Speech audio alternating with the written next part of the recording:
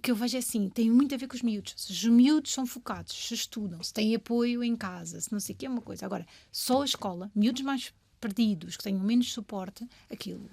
Olha, podemos começar por aí. Eu habitualmente falo sempre do sistema de saúde e do sistema de educação. E a grande diferença deles é que no sistema de saúde, quanto pior estiver a pessoa, estiver politraumatizada, com uma doença grave, mais o sistema investe naquela pessoa e tenta recuperar aquela pessoa. Aparentemente, o sistema de educação funciona ao contrário. Quanto mais o aluno não tem notas de 20, quanto mais é difícil, quanto piores condições socioeconómicas tem, mais se deixa lá estar no último lugar da fila. Se quiser ir embora, vai-se embora. O que é que se está a passar? Mas eu não sei se mas a questão, ou seja, pensar assim, também tem a ver com... Já viste a classe, os professores, eu não quero generalizar porque conheci professores espetaculares, mas às vezes são os mesmos, não é? Ou seja, há instituições que eu, por exemplo, faço formação há 20 anos e os professores que vão lá e que estão lá são os mesmos, por exemplo, são os mesmos que há 20 anos estavam lá e agora continuam. Portanto, há um grupo de professores e eu não quero generalizar a classe porque conheci professores espetaculares e não quero... Agora, realmente há ali uma cultura, umas características naquele ecossistema que fazem com que se centre muito neles, não é? E que realmente aquela cena de centrar-nos nos clientes não acontece, não é? Ou seja, neste caso o cliente, os alunos, exatamente. Neste caso os pais. Os pais já nem estou a falar dos pais, estou a falar mesmo dos alunos, não é? Ou seja, esta questão, já viste que a escola não tem esta... Enquanto que no hospital, nitidamente, as pessoas estão a trabalhar para os doentes. E vê-se, estão lá, estão a fazer o não esforço, há dúvida, não é? ver o que é. E na escola tu vês a mesma situação de trabalhares para os alunos? Achas porque que era a mesma coisa. É um sistema autofágico? É um sistema que se centra nos professores e que de alguma maneira há uma situação que é nós estamos aqui a fazer um papel e o resto do sistema tem que se adaptar à forma como nós estamos a fazer. Percebes? Há uma não noção de comunidade. De não envolvimento. Noção de interação bidirecional. Sabes, ou seja, de co-construção. Eu estou a pensar nisso porque mesmo... Por exemplo, já viste, nós trabalhamos muito, embora também já seus problemas, na adesão terapêutica dos doentes, não é? Imagina, chegas lá, achas que há uma adesão terapêutica aos alunos? Achas que há aqui uma tentativa de dizer, espera lá, vou ver se percebi, se ele percebeu, se ele vai mesmo estudar. Não há este trato. Podemos falar da matemática, que é a coisa que mais me choca. Que é, como é que uma turma inteira os alunos têm genericamente boas notas e depois na matemática 70% de chumba. E eu, quando ouço falar sobre isto, dizem-me sempre, não, mas é o programa, mas é isto, mas há sempre uma boa desculpa para que o rácio daqueles alunos, e como eu não compro a ideia de que eles não são inteligentes ou não são empenhados ou não querem fazer aquilo, parece-me que há aí mais qualquer coisa. O que é que uma psicóloga tem para dizer sobre isso? Há duas questões. Uma delas é, pensa nisto, sempre negativas, pensa numa coisa, a matemática é uma disciplina cumulativa. O que implica que é gravíssimo. Se o miúdo tem sucesso escolar no primeira e segunda classe... Perdemos o comboio. Completamente. Tu já viste? Ou seja, é uma disciplina cumulativa. Ou seja, tu vais cada vez... Tu, para aprender as novas coisas, tens que ter a base das primeiras. E vai-se construindo esse conhecimento em cima do outro. Portanto, um miúdo que na primeira e na segunda classe não consiga ter sucesso escolar a matemática, se não tiver um trabalho robusto à volta dele, já esquece. Ou seja, devíamos há miúdos que resgatá-los? chegam até... Ou seja, resgata, claro, não é? Ou seja, para já é assim, aquilo que disseste há bocado da questão do mainstream, não é? Ou seja, o ensino está feito para aqueles alunos que é, eu faço isto da minha maneira, aqueles que apanharem, apanharam, aqueles que não apanharem, paciência. Até se podem ir embora, que eu nem me aborreço muito. Pronto. E por outro lado, esta questão das necessidades especiais, não é? Que está cada vez mais restrita a crianças que tenham necessidades cognitivas, quando 90 e tal % dos problemas de insucesso escolar não têm a ver com questões cognitivas. Tem a ver com o quê? Tem a ver com duas questões. Com a questão emocional, ou seja, os miúdos têm uma grande tendência para somatizar, para se portar mal, ou então ficar... Eles têm dois extremos, não é? A criança, quando tem mal-estar, tem duas formas assim de expressar, ou através da agressividade e da agitação, ou através de ficar quietinho, caladinho. Esses também não dão muito trabalho, né? Estão ali, cegadinhos, não chateiam e, portanto, os outros podem não aprender, mas também não incomodam. Depois temos os outros que efetivamente acabam por perturbar o funcionamento da aula. Agora, temos que pensar, o que é que está por trás deste miúdo? não é? O que é que está por trás deste funcionamento? Que agitação, não é? Que perturbação, que insegurança. Normalmente isto é manifestação do ambiente de alguma forma, não quer dizer que seja só na família, pode ser outras coisas, pode ser vítima de bullying, pode ser outra coisa qualquer. Mas há qualquer questão de insegurança naquela criança. E, portanto, antes da gente tentar aproximar-se, vamos progressivamente hostilizar. Eu, por exemplo, quando tenho um miúdo que chega ao pé de mim, que é encaminhado pelos professores e pelos pais porque sabe portar mal. O que é que eles te dizem? Isso interessa. Portanto, basicamente, normalmente o que dizem é que ele responde, quer sempre ficar com a última palavra, que muitas vezes questiona e que muitas vezes é mesmo mal educado, no sentido de mandar coisas para o ar, etc. Não é? Não fazer, diz que não faz, diz que não quer fazer, tudo mais. É do contra. É do contra, exatamente. E depois nós pensamos assim, mas então o que é que foi feito também para tentar perceber porque é que ele faz isto, não é? E outra questão que é, quando nós começamos um trabalho que tem que ser negociado com os pais, porque depois o que acontece? Quando isto acontece, criam-se dinâmicas, que aquilo é mesmo difícil, ou seja, a criança respira e já está tudo com má vontade, faz parte, não é? Ou seja, também se percebe que é cansativo e que as pessoas... Mas o facto é que se eu quero começar um trabalho com ele, de mudança de comportamento, eu tenho que falar com os professores e com os pais e dizer, olha, vocês agora têm mesmo também fazer da outra parte. Precisamos de, no fundo, tem de lhe dar uma aqui hipótese, tem de lhe dar, exatamente, tem de lhe dar. Esta pessoa pode e, portanto, vamos lá respirar fundo e tentar ajudar. Por exemplo, que os pais é aquele exemplo de dizer, porque muitas vezes o que acontece? Os miúdos estão exaltados e os pais ainda continuam a dizer, sim, mas faz, não sei o quê, porquê? E o miúdo diz-me, ok, mas eu não me consigo controlar porque fico muito irritado. E eu digo, então olha, tens que parar, respirar, vais ao teu quarto, respiras e depois voltas. Mas e eles dizem, os pais não deixam, vão atrás de mim e dizem, voltaste-me as costas, és um mal educado, deixaste-me aqui falar sozinho. Pronto, e portanto eu tenho que falar com os pais e dizer, olha, ele faz isto, mas é terapia, ok? Portanto, nós combinámos que quando ele estiver com os pais e tiver a ter, enfim, um início de grande agressividade e ansiedade, deve parar, afastar-se da situação, recuperar e depois comunicar. Mas estás a ver, isto faz sentido se for em articulação, não é? A mesma coisa com o professor, porque há determinadas jovens que os professores à partida, quando acontece uma coisa menos boa, já foram eles. Ou seja, já independentemente, imagina, são dois a falar, um bom aluno e ele. Mesmo que tenha sido bom aluno a meter a conversa, de certeza que vai ser ele que vai ser o que vai ser chamado a atenção. Se e tem vai má para a rua. fama, logo vai Aliás, pagar a conta. no outro dia aconteceu uma coisa muito gira, que foi um miúdo que é bom aluno e que estavam os dois a falar e o mau aluno foi para a rua. E é o mau aluno é o meu de cliente, não é? Então, de repente, ele estava-me a dizer que tinha ficado muito sensibilizado com o colega, porque foi o colega que disse, professora, fui eu que iniciei a conversa. Portanto, o outro defendeu, porque, coitado, ele já nem se pode defender. Porquê? Porque fica tão irritado da injustiça, não é? E sente essa injustiça? Claro, não é? Portanto, eles também são muito sensíveis à injustiça. Portanto, eles realmente, as crianças e jovens, especialmente os adolescentes, sentem injustiça com muita força, não é? Mas não se esqueçam uma coisa, é sempre uma percepção de justiça, independentemente de haver se calhar outras razões para isso, não há nada como parar e explicar, não é? E conversar, porque senão vai ficar essa sensação e essa sensação vai ficar com raiva e depois vai sair de alguma maneira às vezes menos adequada. Olha, tu e eu somos pais de adolescentes, felizmente já lá naquela parte em que já dá a parte final já da adolescência, já, exatamente essa sensação. Sempre que eu vou à escola sinto-me um estranho, como um alien que acabou de parar ali. Para começar, há uma barreira logo na porta da escola. Depois, então, quem é que é? Então, e o que é que vem cá fazer? Então, qual é a turma? Estão à espera de si ou não?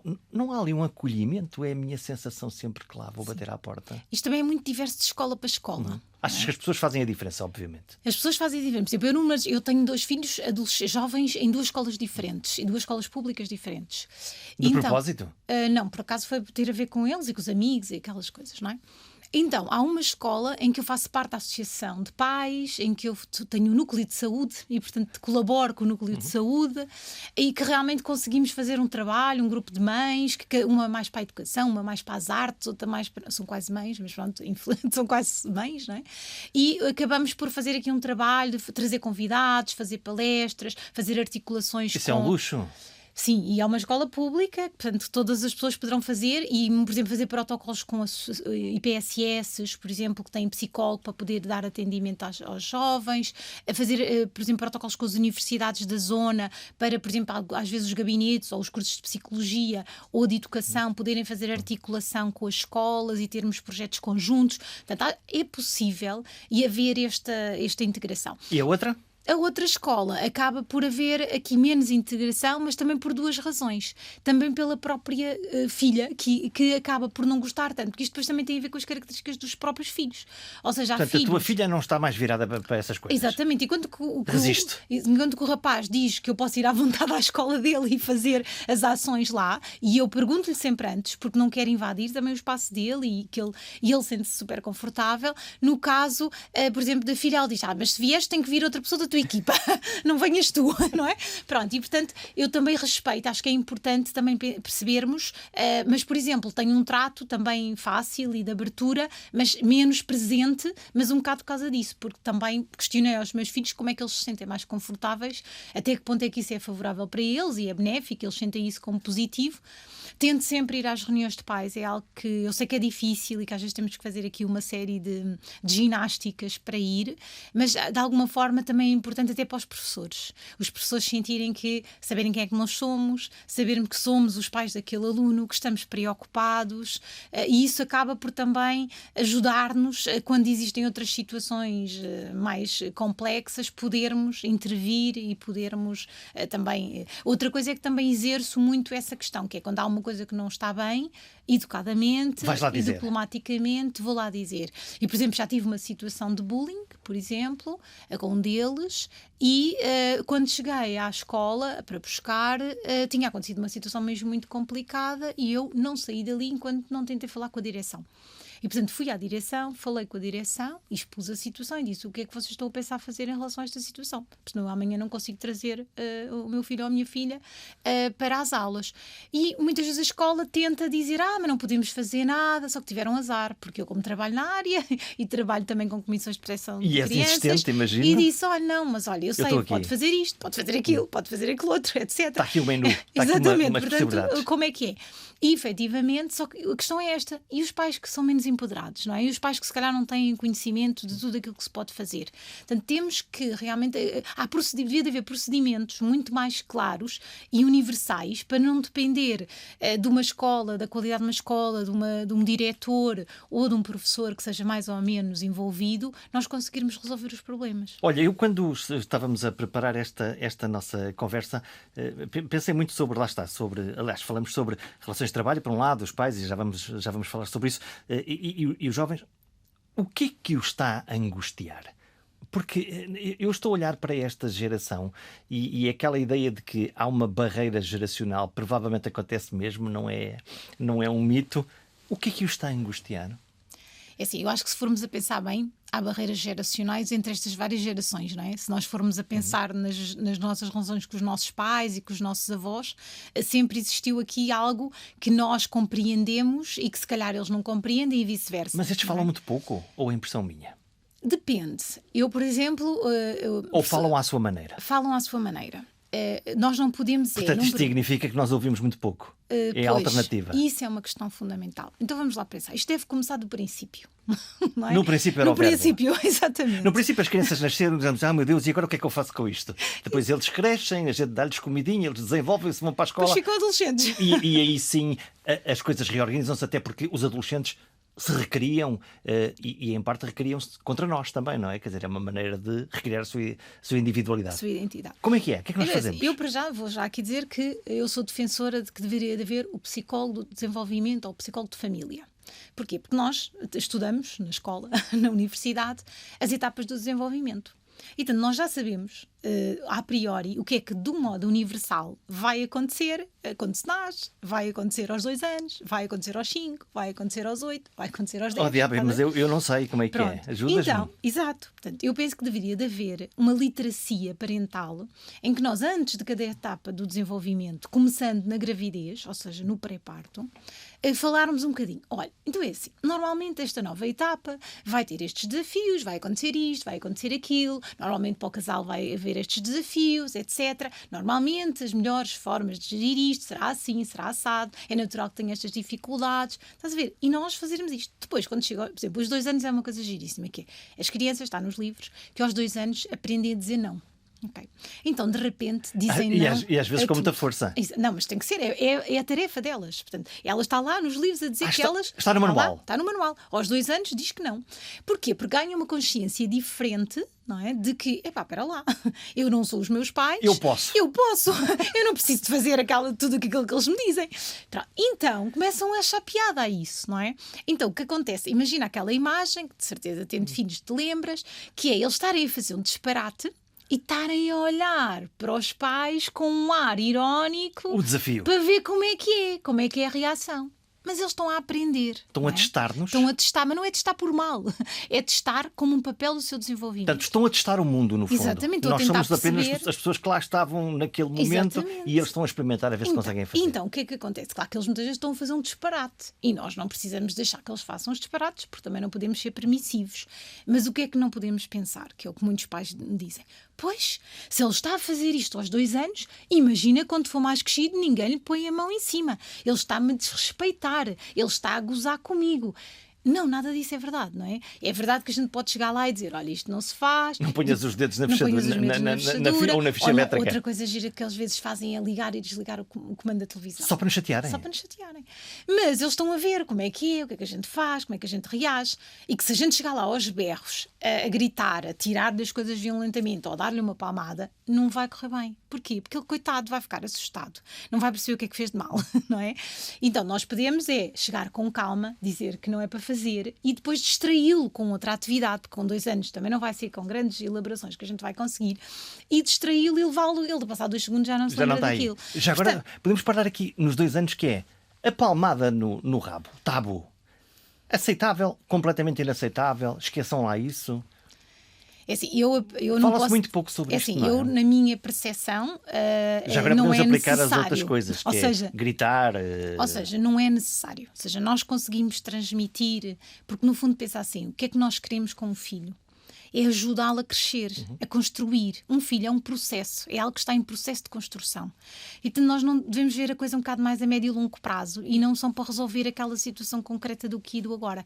Porque pensa uma coisa, se eu estou a tornar um filho passivo e se eu estou a tornar um filho com autoridade e que é à força ou à bruta que eu consigo as coisas, é isto que eu vou ensinar para as relações futuras. E portanto ele provavelmente poderá ser uma pessoa mais passiva e quando o chefe, ou quando a mulher, ou quando o marido forem ter relações com ele, vai também ter o mesmo caminho. Ou ao contrário. Há uma réplica?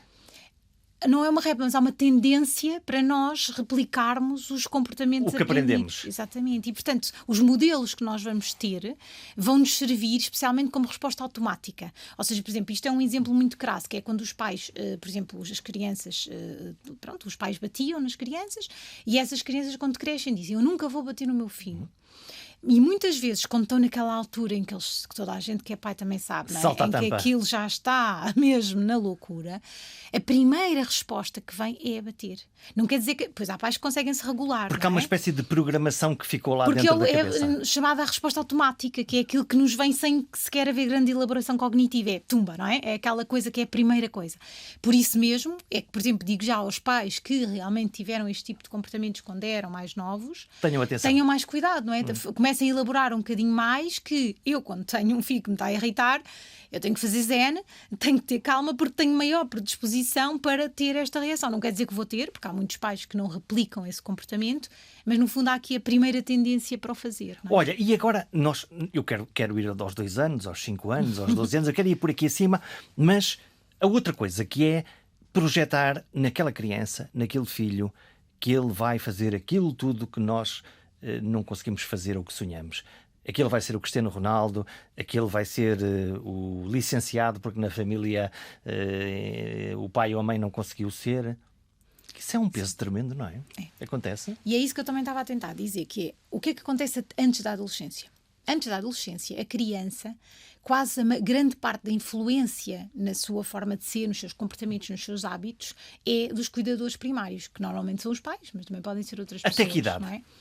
Cada vez é mais cedo, mas no fundo até ao ponto em que eles começam a ter mais autonomia, ou seja, em que eles começam, por exemplo, a passar mais tempo com os amigos, a passar mais tempo com a família dos colegas, em que começam a ter outros contextos em que eles começam realmente a passar mais tempo. Mas até uma determinada altura, que eu diria antes que era aos 11, mas agora direi que é mais cedo, porque cada vez mais Acelerou. cedo eles vão dormir à casa dos amigos, etc. Mas pronto, até ali uma altura que vai a algures entre os 8 e os 10, eles são muito mais parecidos. Às vezes os pais até acham piada, especialmente por volta dos 5, 7, em que eles fazem coisas que os pais também fazem, ou seja, fazem expressões, dizem expressões ou têm comportamentos que os pais também costumam dizer. És mesmo filho de quem és, não é? Exatamente. Costumam comentar Para o na bom família. e para o mal, Para o bem e não para o é? mal. Porque depois também se a pessoa disser asneiras, também tiver. Aos 5 anos, é uma tal etapa, eles têm a etapa da imitação. E portanto é aquela altura em que nós adultos temos muito cuidado, porque eles imitam mais o que veem do que a gente diz. E no contexto certo, porque depois eles conseguem, mesmo quando decidem usar umas palavras um bocadinho mais agressivas, eles fazem-no exatamente no contexto e no momento certo. Tem uma espécie de relógio que sincroniza a existência com a existência dos pais. E isso, pois os pais ficam muito horrorizados, mas se formos a ver, se calhar eles próprios também tiveram esse Vejam-se ao espelho. comportamento. Não é? No fundo, são saber ao Portanto, espelho. pensem assim, aos 5 anos as crianças imitam aquilo que vocês fazem. Depois, a seguir, quando eles entram para a escola, a questão da aprendizagem aí é uma coisa muito importante, a confiança. E aí é que é o problema da escola. O primeiro ciclo teria o objetivo de promover o gosto pela aprendizagem. Ou seja, o objetivo grande do primeiro ciclo. Apaixonar as crianças pelo ato de aprender. Porquê? Porque elas, nesta idade, têm a predisposição para serem curiosas, para gostarem. São daquela altura em que tu mostras uma coisa a uma criança e ela, que giro. Portanto, Eu quero saber. Exatamente. Portanto, elas têm isto pré-definido, digamos assim. Então e o que é que nós estamos a fazer? Estamos a estragar, basicamente. A estragar o muitas brinquedo. vezes. Porque muitas vezes chegamos ali e pronto.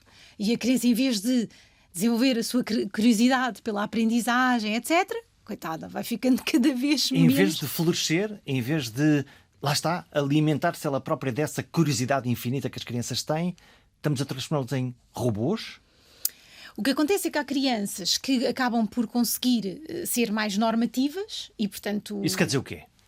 Quer dizer que conseguem estar com mais atenção, que conseguem entender a explicação das matérias de uma forma como o professor explica. Isso é o aluno da primeira fila. O da primeira fila, o que de alguma maneira também tem... Porque isto às vezes tem a ver com a maturidade, não é? Esta questão, não é por acaso que a gente pensa muito nesta questão da idade melhor para entrar para a escola. Qual é a idade melhor? É aos 6 anos? Por exemplo, os países nórdicos entram-se aos 7, não é? Estou a perguntar isto porque tu vês claramente crianças já estão mais maduras e até mais atinadas para a idade, mas tens outros que são, enfim, mais criativos, mais agitados, mais... parece que não estão no sítio certo. Mas não interessa, porque a primeira classe é a primeira classe e a segunda classe é a segunda classe. Mas isto é uma questão difícil, porque pensa assim, imagina o pré-escolar, não é? Em que tu aos 5 anos chegas lá e tens a área de não sei o quê, brincas, estipulas a tua atividade, estás o dia todo a brincar. Vida não é? boa. E depois, de repente, imagina aqui isto, não é? Eu acho que os adultos deviam pensar isto, assim só um bocadinho com jeito. De repente vais estar uma manhã inteira, 90 minutos, sentado, que não estavas em lado nenhum, sentado, a ouvir uma professora que está a falar... Vocês já pensaram a dificuldade que é ler? Ou seja, vocês já viram que existem umas coisas, que são os símbolos, que nós achamos que são letras, que depois, que para eles são bonecos, não é? Que depois se juntam e fazem sons e depois têm significados, e nós achamos isto muito óbvio, mas imagina que transformação é que isto tem de ter numa cabeça de uma criança para ela perceber isto. Mais a questão dos números. Vocês já viram que os números são símbolos, não é? O 5 é 5 porque é 5. São não é? abstrações. Exatamente. Portanto, tudo isto não é de fácil. Ou seja, aquele primeiro ano não é fácil. A mudança que há ali naquelas cabeças. E o que é que a escola começou a fazer? Olha, a treinar isto nos 5. Ou seja, em vez de pensar que se calhar isto podia ser feito de uma maneira um bocadinho mais lenta. E mais gira. Por exemplo, eu, quando tenho crianças que têm dificuldades de aprender a ler e escrever e não têm problemas cognitivos, nenhuma perturbação, eu posso fazer desenhos com elas e elas desenharem as letras num desenho. Imagina, já viu que, por exemplo, o B pode ser dentro de uma borboleta ou uma nuvem sob a forma de não Portanto, sei vai quê. estimular a criatividade. Exatamente, ou seja, vamos conseguir que ela faça na mesma, mas que faça de uma maneira que para ela seja quase uma brincadeira e que ela efetivamente vá gostar do que está a fazer, sinta-se orgulhosa do que está a fazer. E tem uma coisa que nós falamos que é promover a autoeficácia. A autoeficácia é uma coisa maravilhosa, que é aquela sensação: eu consigo, que bom, não é? E nós, em vez de queremos promover, estamos ali uma criança a suar, a fazer várias vezes a mesma coisa e sempre aquilo não está certo e não está grande, esse é o está ponto. pequenino. E se nós estamos permanentemente a dizer à criança não é assim que Não se é faz, bem assim. não é Tens bem que melhorar aquilo. Tal e qual. A música é sempre de isso está errado. Isso está errado. Nem sequer é o isto está certo ou isto vai melhorar. E quando a criança, para o seu desenvolvimento, o que ela precisava é afinal eu consigo. Precisava Estou de a paixão. conseguir isto é tão giro. Não é?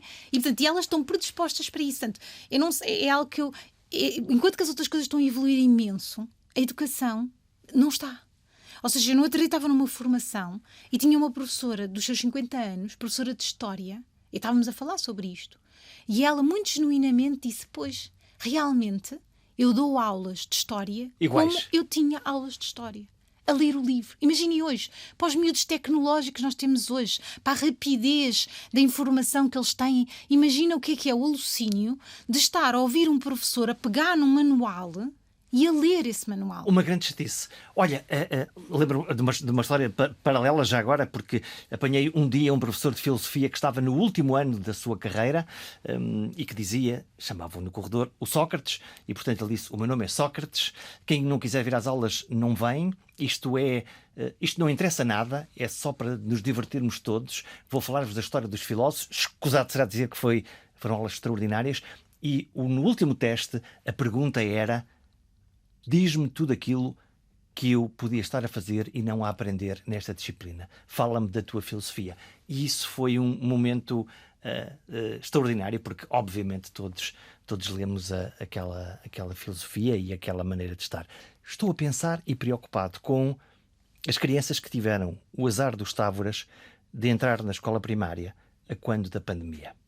Com isso que tu me estás a descrever, o que é que vai acontecer a essas crianças que no fundo saltaram praticamente 1 ano ou 2 da sua tenra idade e que todos fingimos que não aconteceu nada? E não te esqueças que, além do aprender as matérias, o estar na escola tem imensa aprendizagem, através da modelagem e da observação. E nós dissemos: não beijes o teu amiguinho, não abraças o teu amiguinho, que podes apanhar a Covid. Sim. Assim, eu penso que agora, o que é que aconteceu? Nós fizemos um estudo, uma intervenção, nas crianças todas que tiveram na primeira e na segunda classe na Covid. E então? Numa escola. O que é que então apareceu? avaliámos as turmas todas, okay? Daquela escola. Foi uma escola, um estudo piloto, avaliámos as competências de escrita, leitura, bem-estar, várias coisas. E definitivamente elas estavam mais afetadas do que estudos anteriores. E nós dividimos o grupo em 3 grupos, as turmas em 3 grupos, consoante o impacto que tinha tido. E, portanto, tínhamos crianças que estavam profundamente, que não tinham mesmo competências técnicas nenhumas, tínhamos uns que estavam com algumas dificuldades e tinham outros que tinham conseguido. Então nós fizemos 2 modelos, que foi uma intervenção universal com todos, de promover o bem-estar, a relação interpessoal, aquelas questões que são úteis sempre para o desenvolvimento, e depois fizemos uma intervenção com aqueles que precisavam de um empurrãozinho e daqueles que precisavam mesmo de muita intervenção. O certo é que no final do ano, os que estavam bem mantiveram bem, os que estavam mais ou menos, grande parte deles ficou bem. Isso é uma boa notícia. Isto é bom. Portanto, mas há uma em todas as plasticidade. escolas, o problema é isto, é que todas as escolas precisavam ter feito isto. E não fizeram, não é? Portanto, onde tu observaste que havia um déficit, no fundo, para conseguir evoluir e conseguiste intervencionar, existe a capacidade de recuperar, sim. há uma plasticidade. As crianças são maravilhosas, elas são super plásticas. Agora, temos é que lhes dar essas condições. Já viu? É assim, a prática que eu tenho de ajudar uma criança a aprender, quando ela, por exemplo, vem cheia de insucesso escolar, é que nós temos que perceber que as crianças todas aprendem. Precisamos é de perceber como é que elas aprendem, o que é que está, que dificuldade é que elas têm, não é? Tirar o pauzinho da engrenagem, Exatamente. carregar no botão certo. Exatamente. E, portanto, a questão é que mas isto carece de tempo e de compreender a importância disto. Não é? De investimento. Investimento. Agora, também não estou a responsabilizar os professores por isto. Porque, por exemplo, imagina se tu tens uma turma de 30 miúdos. É impossível. É impossível tu conseguires dar a matéria que tu tens que dar e, à partida, estares a individualizar a aprendizagem para cada vez um número maior de miúdos que têm necessidade, eu não direi que seja necessidades educativas especiais em termos clínicos, não é? Mas que têm necessidades educativas especiais de alguma maneira. Olha, fala-me da tua paixão por estas crianças e por estes jovens adolescentes, porque tu és a pessoa que eu conheço que mais luz emana sobre esta ideia da santa e aborrecida adolescência. O que é que tu fazes? Eu acho que a grande diferença é mesmo esta a postura de que eu respeito-os plenamente. Ou seja, eu considero que eles são pessoas válidas, com uma grande capacidade de reflexão e de análise e de compreensão do E que de é que está a autoconsciência? acontecer. Exatamente. Acho que eles não têm espaços seguros para fazer e para expressar isso. O que é que fazemos por eles? O que é que nós fazemos por eles? Eu vejo isso mesmo nas famílias, não é? Nós já vimos, e isto não é fácil porque também temos de entender a parte dos pais. Além dos pais estarem a correr de um lado para o outro, estarem cansados, terem um grande stress no trabalho, nós precisamos isto tudo. Mas o que acontece, quando há bocado estavas a falar na questão do ouvir, eu, por exemplo, para ouvir os meus filhos, eu não vou chegar ao pé deles e digo, então vamos lá conversar. Esquece, não é? Esquece. Se eu digo São isso, 5h30, vou eles já contigo. já estavam noutro sítio qualquer.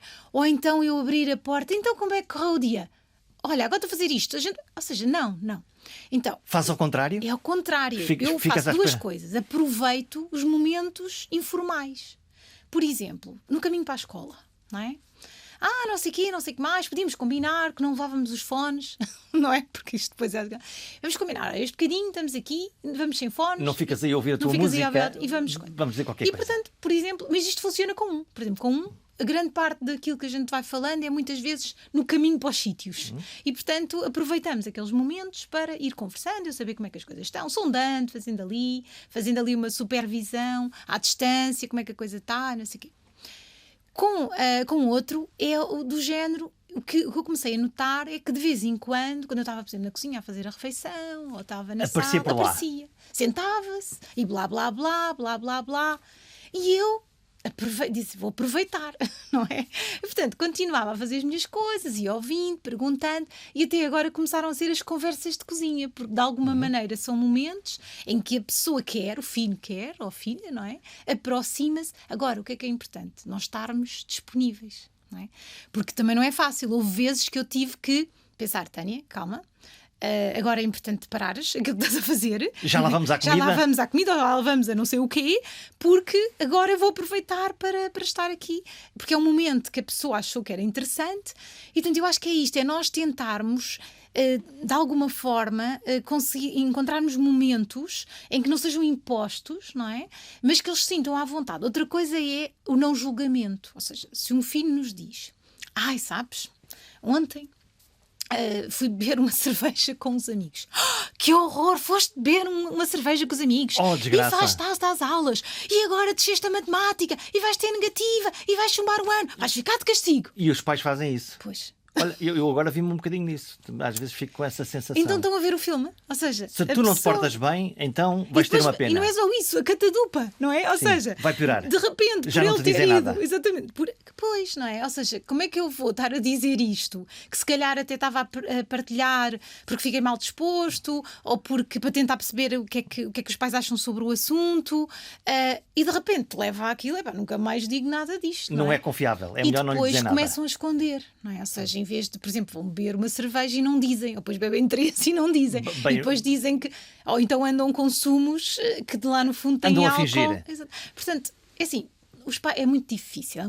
Eu digo isto e digo isto como mãe e como profissional. É muito difícil porque nós, no fundo, queríamos protegê-los e que nunca lhes acontecesse nada. Estamos a protegê-los demais em alguns momentos. A questão é esta. A tê-los na redoma. Eu costumo dizer aos pais isto, que é, diga-me lá uma coisa. Ele vai ter que bater com a cabeça na parede. Ele vai ter que sofrer. Prefere que ele faça isso e perceba os limites no seio de uma família que o ama e que realmente vai estar aqui para ele. Num sistema controlado. Ou prefere que ele vá fazer isto depois num sistema que já ninguém vai olhar para ele como aos pais, né?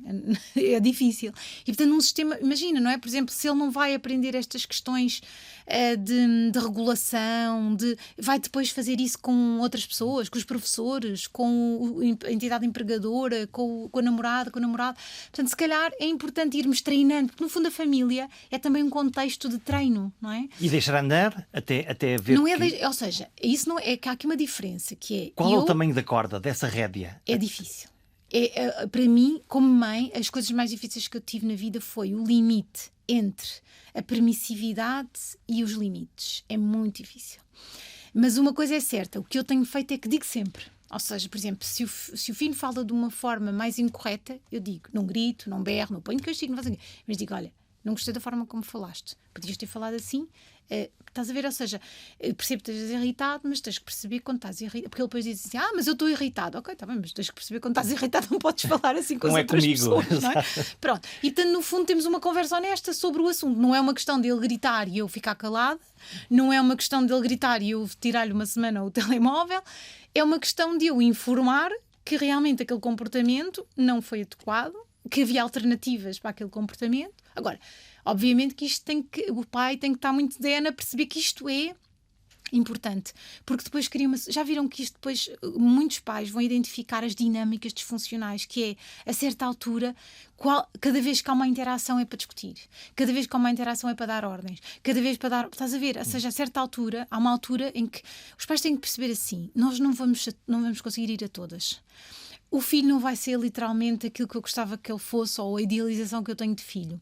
Portanto, eu tenho de priorizar junto com o cônjuge, ou seja, isto é muito importante, que o casal esteja separado, não esteja separado, que articule o que é que são realmente as prioridades e depois comunicar essas prioridades e aí ser um bocadinho mais E aí assertivo. Também é difícil, porque normalmente, mesmo dentro do casal, há pontos de vista diferentes. Mas aí as pessoas têm que pensar, nós somos os adultos, não é? E tem que haver um sincronismo, somos lá está. os adultos da casa. E portanto, temos que temos que discutir isso um com o outro, que é para tentar perceber. Chegar a um consenso e a seguir. Porque depois não há decidir. coisa pior, e porque depois eles também são espertos, não é? Não há coisa pior. Aproveitam o buraco pois, não onde é? podem. Olha, aquele normalmente é mais para aquilo, aquele é mais para aquilo, e então. Isso é um sinal de inteligência. Olha, nós quando lhes demos para as mãos, meia culpa também, telemóveis muito cedo, fizemos uma grande desgraça ou na realidade nem percebemos bem o que é que estávamos a fazer. Portanto, eu, nessa perspectiva da Ou preparação ou para estamos manifestamente a exagerar e a achar que os telemóveis são a última desgraça é um bocadinho isso tudo. E se, Então calhar, é assim. e se calhar estamos a prepará-los para outras coisas que nem sequer percebemos. É um bocadinho isso tudo. Então é assim, diz a OMS que o telemóvel até aos 2, zero. Não. E o problema é que nós já vimos ovinhos, sabes aqueles ovinhos, para bebés até aos 7, 8 meses, Para os distrair. com suporte de telefone. Ou seja, já existe uma coisa chamada um suporte para o ovinho para pôr o telefone. Para a criança não dar Quando a cabo do jantar. OMS diz que até aos 2, zero. zero. Portanto, estão a ver, não é? E era importante ter um bocadinho uma literacia parental no sentido de perceber como afeta a vinculação e, em termos neurológicos, os ecrãs nesses anos. O que é isso da vinculação? Os psicólogos têm sempre umas palavras aí no bolso. O que é a vinculação? É a coisa mais maravilhosa do mundo, que é aprendermos a ter ligações afetivas e a confiarmos nos outros. Não é? Então, o que é que um telemóvel pode dar cabo de alguém, de um pequeno ser, poder confiar no seu pai ou na sua mãe? Vou dar duas imagens. Imagina aquela imagem idílica da mãe ou do pai a dar bibão ou mama ao bebê e olhar para o bebê, vê-lo alimentar-se com muito amor e ternura e toda a bioquímica associada a isso. Chamamos-lhe amor, chamamos-lhe Amor, ligação. preparação. É este desenvolvimento da vinculação. Isso das é duas importante. partes. Isso é importante para nós, seres humanos. Fundamental. É fundamental. É aquilo que é a base para nós estabelecermos relações positivas e saudáveis com os outros. E imagina a outra imagem, que é o bebê estar a beber o biberon com o pai e a mãe a ver o Instagram. Não está cá. E não há esse vínculo. Não há alterações bioquímicas. Ou seja, quando há produção de leite, quando há há mesmo alterações, o bebê sente, cheira, o coração. Ou seja, tudo isto são coisas. Porque o bebê, naquela idade, não tem propriamente. Para ele, o mundo ainda é um bocadinho. Mas tem uns radares muito afinadinhos. Exatamente, para tudo isto, para estas questões, não é? E, portanto, cheira, sente isto tudo. Portanto, sente essa ternura. Essa ternura, esse afeto, isso tudo. Isso cria esse tal vínculo. Exatamente. E o telemóvel dá cabo disto. Quer dizer, não dá cabo, não podemos ser radicais. Mas eu quis ilustrar numa situação clássica o que é promover outra coisa, a música do ó-ó, não é? Imagina, adormecer a criança a cantar uma música, não é?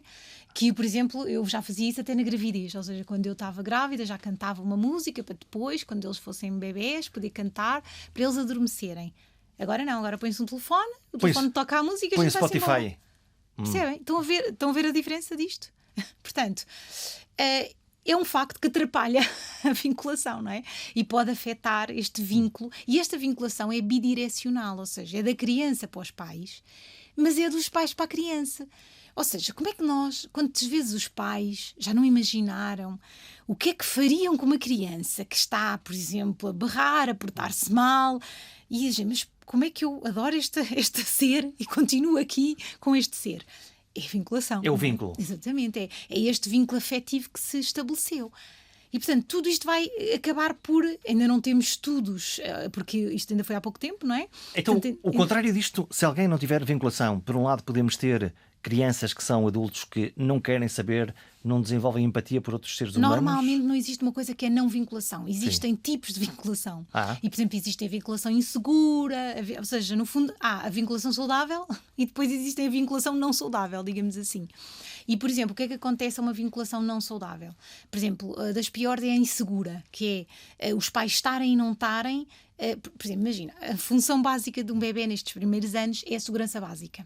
Então, a segurança básica é tu sentires que o teu ambiente é algo seguro. Como deves calcular, uma criança de 1 ano não percebe isso, não é? Então para ele é o quê? Aquilo é quentinho, tranquilo, quando tem fome há confortável. comida. Quando há uma coisa qualquer que se chama fome, eu tenho comida. Quando há uma coisa qualquer que eu estou sujo, eu apareço limpo. Quando há qualquer coisa que eu tenho frio, sou aquecido. Quando tenho calor, sou destapado. A boa vida. Quando quero um miminho, tenho um miminho. Uma boa sensação de estar no spa doméstico. Exatamente. O príncipe, o rei chegou e, portanto, tratem de mim. E, portanto, é ter esta sensação de bem-estar, não é? E de segurança. Pronto. Um bebê, há pais que são, isto nós chamamos uns pais suficientemente bons, que é um termo maravilhoso, que é pais suficientemente bons. Chamava-se mãe, mas eu agora acho que devemos chamar pais suficientemente. Agora, existem os pais excessivamente bons. E eu também quero falar sobre isso, sobre a história do papel da mãe e do papel do pai, em particular quando nasce a criancinha muito pequenina. Mas pronto, então os suficientemente bons são estes que se aguentam. Os excessivamente bons são aqueles que, antes sequer do miúdo ou da criança sentir alguma necessidade, já estão a satisfazer. Excessivamente bons. Ou seja, andam lá, por exemplo. Então, está na hora de comer, toma. Está na hora de me dar a fralda. Então esses não criam um super vínculo? Não. Porquê? Qual é a mensagem que tu transmites a uma criança se tu és excessivamente bom? 2 coisas. Número 1, não promoves a resposta contingente, que é o quê? Ok. Que é... Quando pedires eu dou-te? Que há aqui um conhecimento mútuo entre o filho e a criança. Ou seja, as mães e os pais sabem que o choro da criança é diferente para coisas diferentes.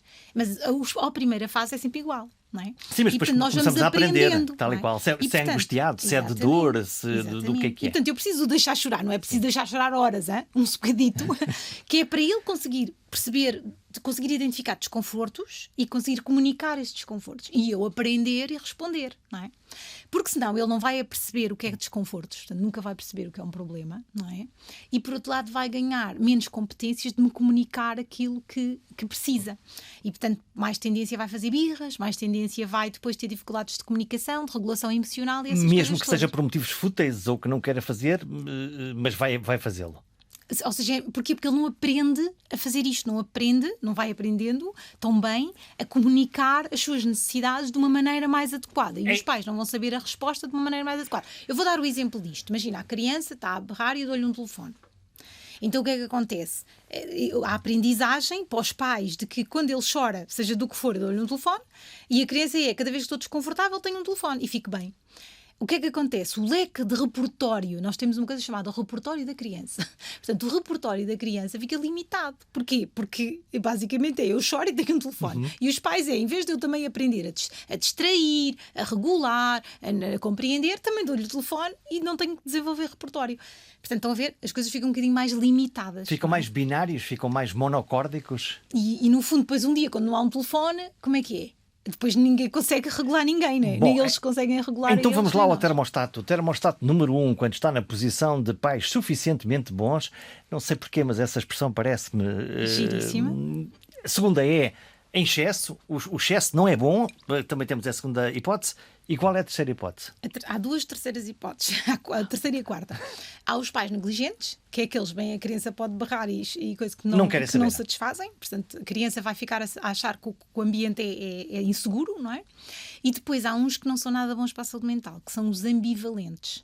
O que é que isto é? Ele tem dias. Tem dias, exatamente. Ou seja, há uns dias que são muito queridos e fazem tudo e não sei o quê, e há outros dias que não querem saber, berram, gritam, emocionalmente, pronto. Então, estes pais vão dar uma grande insegurança e às vezes criam até crianças muito dependentes, porque como não sabem muito bem o que é, acabam por estar demasiado dependentes e com muito medo dos outros. Ficam não é? o quê? Ansiosas? Mais ansiosas e com mais dependência dos pais e com menos confiança no contexto dos outros. Portanto, às vezes, como não sabem como é que vai acontecer a situação, muitas vezes, outra situação é crianças também, porque isto pode dar para os dois lados, começarem a ser demasiado carentes e, por exemplo, darem-se com toda a gente, sentarem-se no colo de toda a gente, portanto, terem menos filtro na relação de vínculo com as outras pessoas e quase que se vinculam com toda a gente. Olha, já percebi que esta investigação é relativamente recente. Não, esta de vinculação é antiquíssima. A questão do impacto das tecnologias na vinculação é que pode ser. ainda recente. Então, e tu, quando olhas na vida real, neste jardim zoológico que é a nossa vida, para adultos, consegues perceber sinais daqueles que tiveram pais suficientemente bons, desgraçadamente maus, ou tem dias que sim ou que diz que não? Perfeitamente. Oh, diabo. Ou seja, eu trabalho hoje em dia com pessoas na casa dos seus 50 anos que, segundo a teoria do desenvolvimento, há uma crise desenvolvimental nessa altura. Oh, ok? meu Deus, está Mais na altura de menos- fechar este programa porque definitivamente isto estava a correr tão bem. Então, e o que é que acontece nessa altura? Porque a gente tem que pensar que as crises não acabam todas. Então, é interessante, porque a crise dos 50 anos muitas vezes ocorre ao mesmo tempo que a adolescência dos filhos, não é? E, portanto, Isso é parece uns um filhos barril de a ter, pólvora. exatamente, é uns filhos a ter a crise da adolescência, em que o objetivo deles é autonomia e identidade e serem um espetáculo e os pais terem que, de alguma maneira, servir de saco de pancada, e os pais, numa altura da vida em que pensam, espera lá, o que é que eu andei a fazer até aqui? Eu até aqui estive a fazer o que me disseram para fazer. Estudei, tirei um curso, fui trabalhar, tive filhos, tive família. Então, mas afinal, o que é que eu gosto? E a O vida? que é que eu quero? E a vida? E os sonhos que eu tinha? Epá, pera lá, eu agora já não estou novo, mas também não estou velho. E portanto é agora que eu tenho que decidir se quero fazer as coisas, se não quero fazer as coisas. Depois temos um filho adolescente a dizer que tu és um cota, que não serves para nada, que não se percebes nada, não é?